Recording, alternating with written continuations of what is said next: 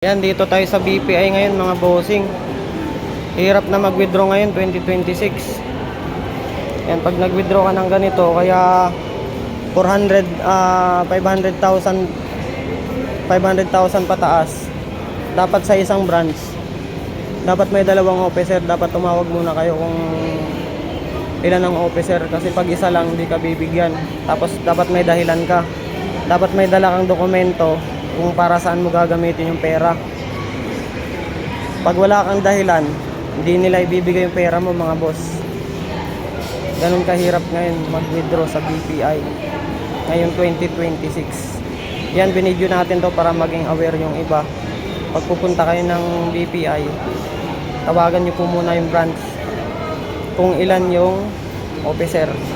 Pag 500,000 na naman pataas yung ano mo. Kaya ngayon mag-aantay tayo, tumawag pa ako sa bahay para magdala ng mga original copy ng ORCR ng sasakyan kasi yun yung sinabi ko, ibibili ko ng sasakyan. Kasi pag wala kang dalang mga dokumento, hindi ka nila bibigyan. Iintay pa ulit tayo nito ngayon mga boss.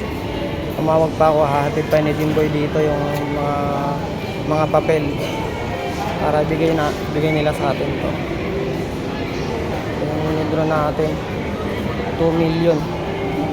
May paggagamitan tayo importante.